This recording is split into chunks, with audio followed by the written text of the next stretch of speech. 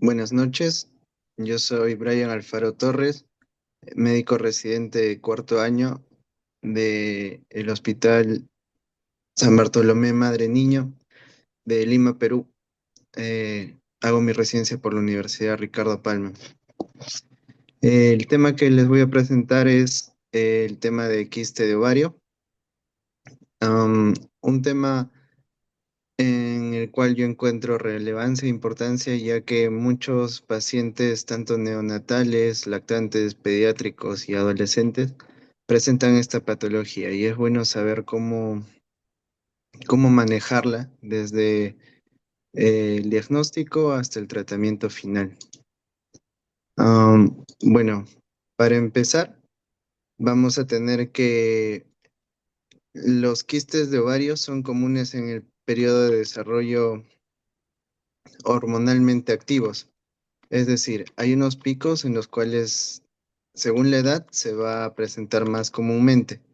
Eh, en la edad prenatal, cuando el paciente es feto, recibe una carga hormonal muy importante de la madre, lo cual eh, va a predisponer a algunos pacientes a presentar este tipo de quistes ováricos.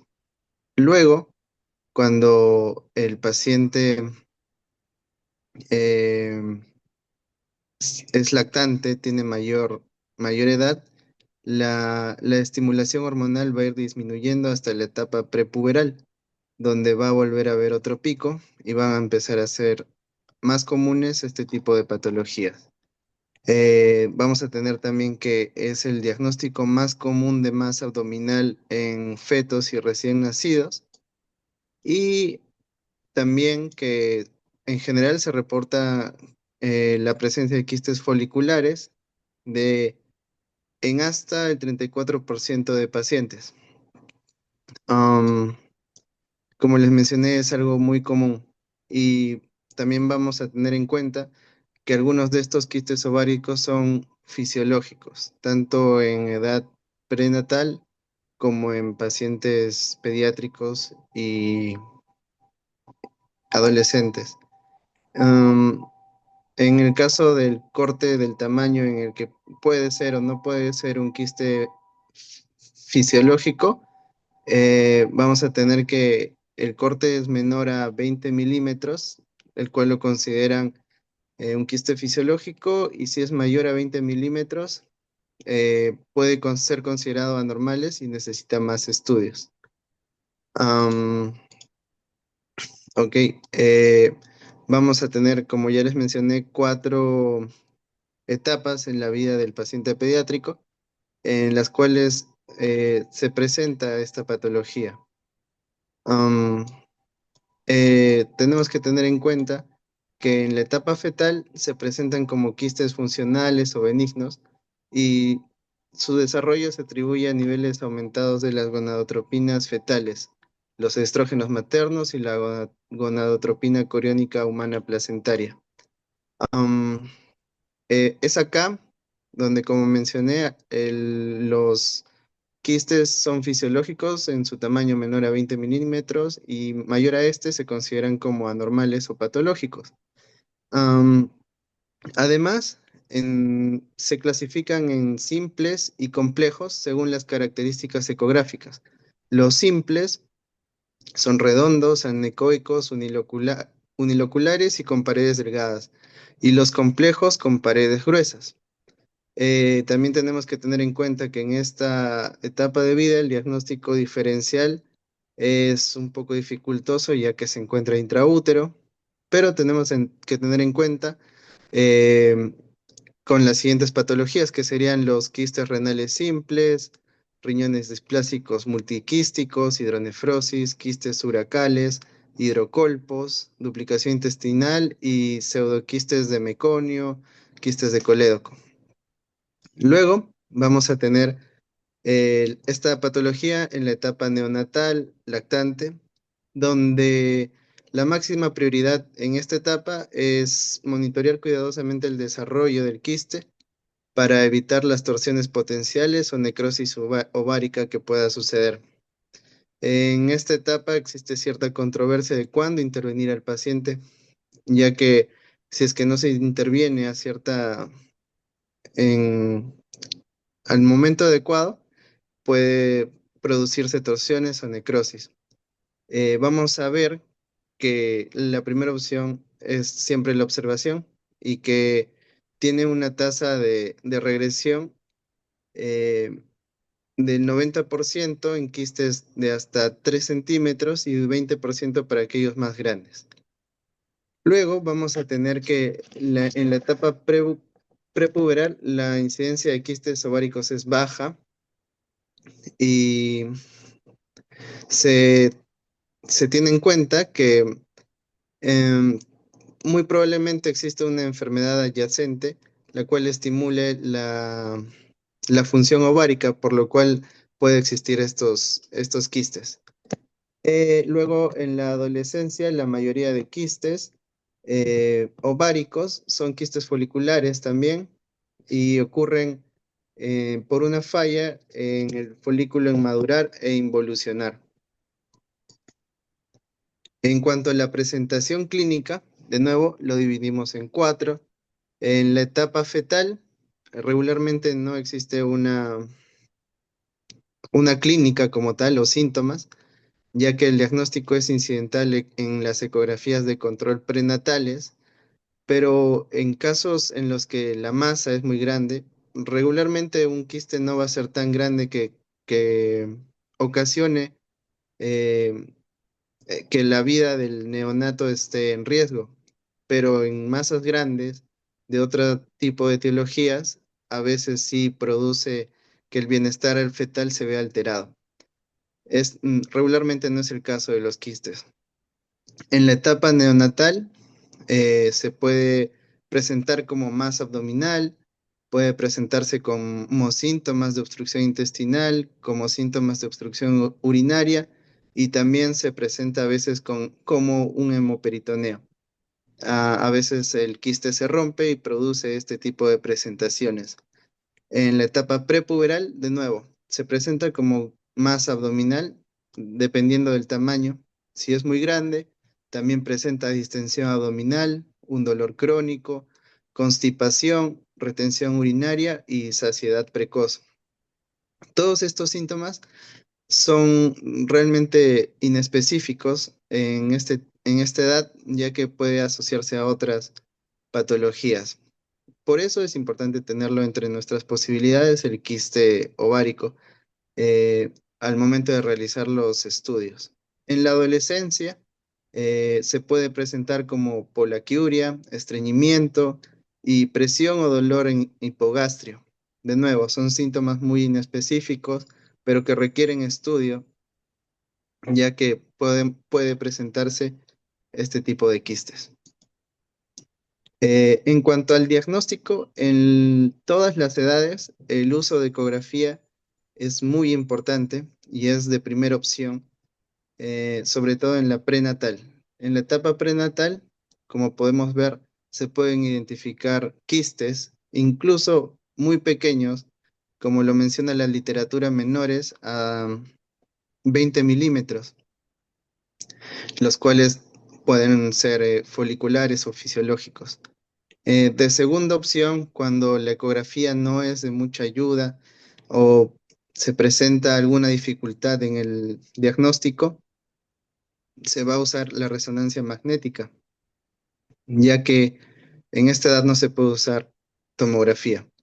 En la etapa neonatal y del paciente lactante, de nuevo, la primera opción es la ecografía, luego la tomografía y además podemos tomarle marcadores tumorales, eh, como por ejemplo el CA-125, el marcador tumoral H4, que son los más específicos para patologías anexiales, ya sean benignas o malignas. En segundo lugar, vamos a tener a la deshidrogenasa láctica, vamos a tener a la inhibina y también a la alfa-fetoproteína, así como también a la gonadotropina coriónica, la beta-HCG, que son de ayuda para poder eh, descartar patologías que no sean quísticas simples, ya sea tumores benignos o malignos, teratomas y demás que puedan estar dentro del espectro de lo que es la masa ovárica.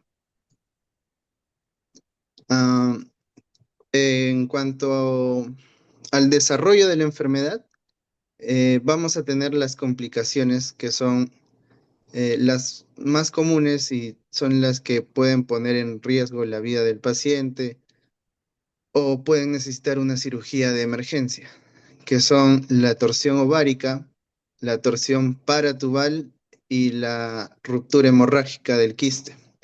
En cuanto a la torsión ovárica, vamos a tener que el paciente se va a tornar muy doloroso, incluso en algunas ocasiones puede parecer peritoneal. Eh, Vamos a tener que si se infecta, el paciente va a presentar síntomas de sepsis en la etapa neonatal. Vamos a tener además que en los controles laboratoriales va a empezar a aumentarse los leucocitos, el PCR y bueno, como mencioné, la cirugía se va a tornar de urgencia. En la torsión paratubal se diferencia de la torsión ovárica, ya que el quiste no se encuentra como tal en el ovario, el quiste se encuentra en el anexo. Y esto va a condicionar que no solo se torsione el ovario como tal, sino también la trompa y los anexos, ¿no? Como mencioné, valga la redundancia. Eh, este cuadro es un poco más florido, el dolor es más florido, es más representativo y en este caso la cirugía, al ser de emergencia, puede que también se tenga que resecar la trompa. En tercer lugar, la ruptura hemorrágica, la cual es un poco más riesgosa para la vida del paciente, ya que va a perder sangre y puede llegar a hacer shock hipovolémico, presentar otras complicaciones, siendo esta también de emergencia. Ahora, pasamos al tratamiento, el cual de primera instancia en todas las edades es la observación. En un momento voy a presentar un algoritmo en la etapa prenatal, pero ahora vamos a centrarnos en la parte del neonato, en el cual vamos a tener que hasta los 6 meses eh, o hasta el año de vida se puede observar, ya que la tasa de regresión espontánea, como mencioné, varía aproximadamente del 90% para quistes menores a 3 centímetros y un 20% para aquellos mayores a 6 centímetros. Por lo cual se recomienda la observación por ultrasonido después del nacimiento del niño cada 4 a 6 semanas, es decir, cada mes o mes y medio se le va a tomar un control em, ecográfico para ver la progresión del quiste y ver si es que va a ser necesaria la cirugía. Em, Vamos a tener que para los quistes que se agrandan o persisten durante 4 meses o más, em, las opciones em, siguen siendo la observación, de segunda opción aspiración y por último la extirpación quirúrgica. Pero como mencioné, si es que el quiste no regresiona o mantiene ese tamaño, lo más probable es que se necesite una extirpación quirúrgica, ya que la aspiración no permite sacar biopsia, solo aliviaría el cuadro como tal. Y es mejor siempre, em, como menciona la literatura, ver la lesión y además sacar una biopsia ante la probabilidad de malignidad. En la etapa prepuberal, los pacientes regularmente son asintomáticos o la clínica es muy inespecífica, como mencioné. Em, la mayoría de quistes son de menor tamaño, entre 5 a 10 centímetros, y estos son los que no presentan sintomatología. De mayor tamaño a estos son los que empiezan a presentar los síntomas que ya mencioné, como saciedad, distensión abdominal, estreñimiento, síntomas urinarios. Vamos a tener en cuenta que también los quistes que son los más comunes, que tienen el tamaño de 5 a 10 centímetros, son los que generalmente resuelven espontáneamente. Em, Vamos a tener en cuenta también que en la etapa de la adolescencia, los quistes simples regularmente miden entre 6 a 12 centímetros y de igual manera que en la etapa prepuberal pueden resolverse espontáneamente y pueden ser monitoreados de manera segura en, en los pacientes que no presenten síntomas y también que puedan asistir a sus controles regulares, además de sus controles ecográficos. Ahora, en la etapa prenatal, en este estudio, desarrollaron este algoritmo en el cual vamos a tener que al momento del diagnóstico se clasifica en quiste simple y en quiste complejo. En este caso, van a dividir el quiste simple en el tamaño. Si es menor a 30 a 40 milímetros, se aconseja la observación. Y si es mayor a 30 a 40 milímetros, aconsejan la aspiración intraútero. Y en cuanto a la observación, vamos a tener que, si el paciente em, presenta un aumento de tamaño en el quiste, se debería realizar una este, aspiración intraútero. De lo contrario, se realizaría la observación.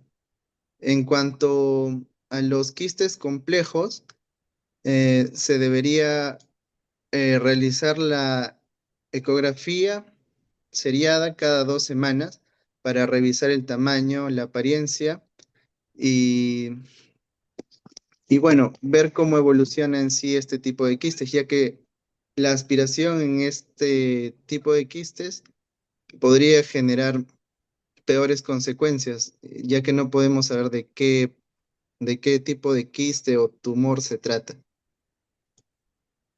En cuanto al tratamiento quirúrgico, vamos a tener que la opción menos invasiva es la aspiración percutánea en quistes mayores a 40 milímetros de diámetro o aquellos con crecimiento rápido definido a mayor a 10 milímetros por semana, que como mencioné antes, la aspiración percutánea en varios estudios no es recomendada ya que priva la posibilidad de una biopsia y ver en realidad si el quiste es una patología benigna o puede tornarse maligna. De segunda opción, o bueno, la opción más usada sería la quistectomía o enucleación. Esta es de preferencia, ya que permite preservar la mayor cantidad posible de corteza ovárica eh, y evita la resección del ovario, ¿no? Em, de esta manera, se, de esta manera conservadora, se evitaría a veces la torsión ovárica y se evitaría la resección del ovario. Eh, Esto se realiza en casos, como mencioné, en los que el quiste aumenta de tamaño o en los controles que se realicen, este no regresione. En cuanto a la oforectomía, está indicada en neoplasias ováricas benignas que no pueden tratarse con un procedimiento menos invasivo. En la torsión ovárica, con necrosis, en la malignidad ovárica, en el absceso tubovárico, También, como mencioné, en las complicaciones, ¿no? Que además de la torsión ovárica, también la torsión paratubal y la hemorragia, la ruptura hemorrágica. Em, Muchas veces se va a tener que realizar la oforectomía. Y para la opción de este tipo de cirugía, actualmente la cirugía mínimamente invasiva es de preferencia y em, últimamente esta cirugía está siendo asistida por robot o en monopuerto. Son las técnicas más actuales de oforectomía. Y en caso la patología haya generado muchas adherencias dentro del abdomen, es probable que se necesite una laparotomía. Esto ya según el criterio del cirujano.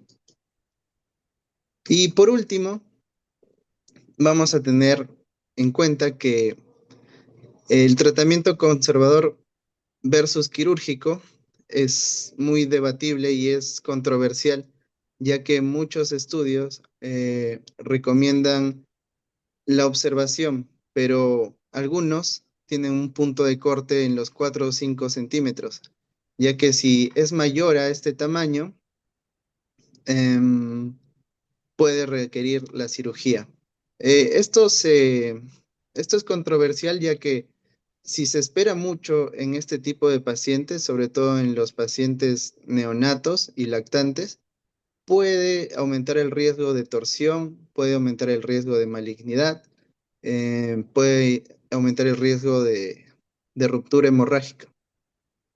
Entonces, eh, esta controversia se ve debatida en otros estudios en los cuales mencionan que el paciente puede ser observado hasta los 6 meses o al año de vida, mm, sin mayores complicaciones y que este tipo de quistes regresionan, ¿no?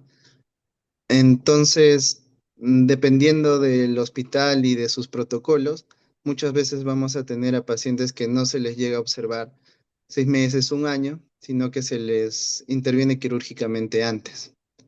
Y otra, otra controversia en cuanto al tratamiento es en el cual realizan la aspiración o de frente la cirugía.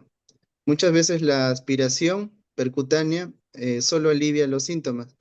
Es probable que el quiste vuelva a crecer y se vuelva a llenar de líquido, lo cual no sería un tratamiento definitivo. La cirugía sigue siendo de elección antes que la aspiración también porque se puede realizar una biopsia y patología de, de la pieza quirúrgica. Eso sería todo. Muchas gracias.